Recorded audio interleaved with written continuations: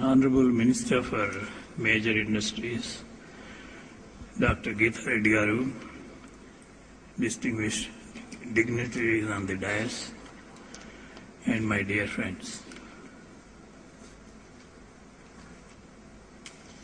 For a change, the title of this award is sounding very nice to me because Genome Valley Excellence Award, because for quite some time, and even day after tomorrow, I'm going to receive another Lifetime Achievement Award, which goes to show that you are getting older. Luckily, the title being a little bit different, and also the fact that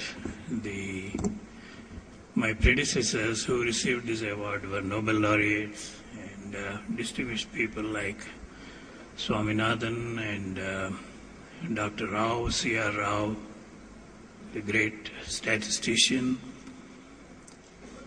I feel greatly honored to receive this award. In the year 1970, while I was working in IDPL, a Government of India owned synthetic drugs project, Indira Gandhi, the then Prime Minister of Government of India, has enacted a patent act which changed the lives of now 1 billion people of this country. And as I was involved in developing processes for what we call the bulk drugs and what the Americans call APIs, as we were doing this and implementing on the plant, we have gained a lot of knowledge, and it occurred to me at the time that the purpose of this Indian Patent Act is, she was kind of telling the multinational companies, you make profits, but don't indulge in profiteering.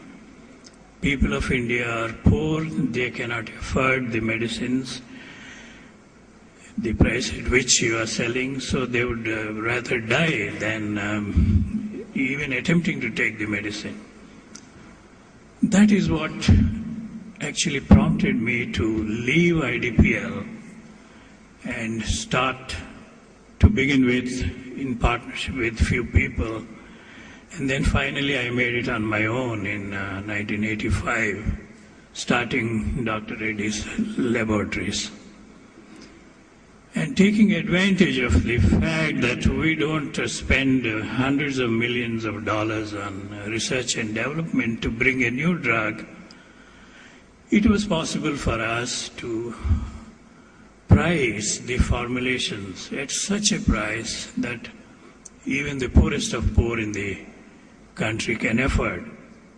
For example, if there was an antihypertensive drug, which was the front runner at the time, enalapril maleate, when it was sold at $1.20 in US, I could bring down the price to as low as 1 rupee 20 paise and still make profits.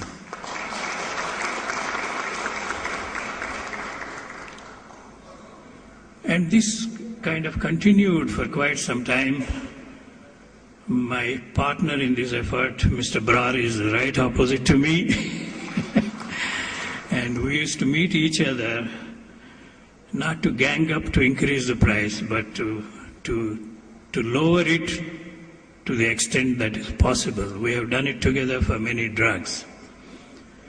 With the result that, while we are being acclaimed in this country for bringing the affordable medicines on one side, I was gaining reputation in the pharmaceutical circles of the developing world as a big copycat.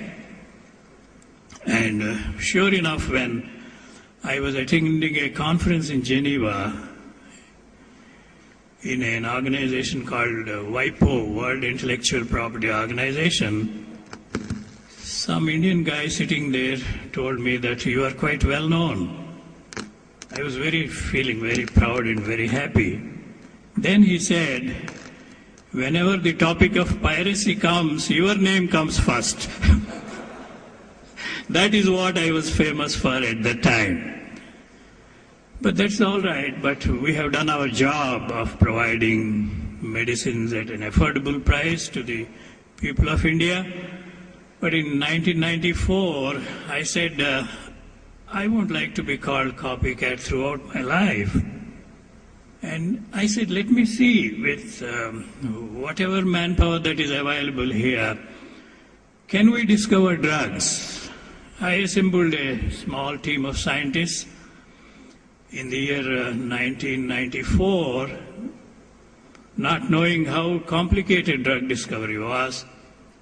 But as a little bit of luck would have it, or whatever you call it, the intellectual power of our scientists, by 1997, April, we were there licensing India's first anti-diabetic drug, being licensed to the largest anti-diabetic company in the world, Novo Nordisk, for a few $1 million.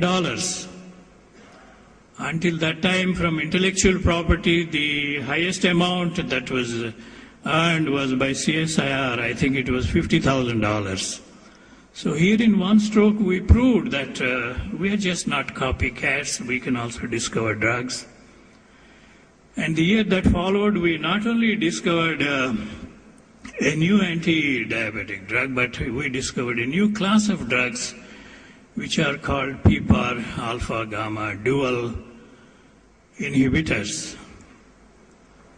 And then, of course, drug discovery is very complex, and when that drug was about to be almost there, the test for carcinogenicity failed, and then the Novo Nordisk had to suspend the trials.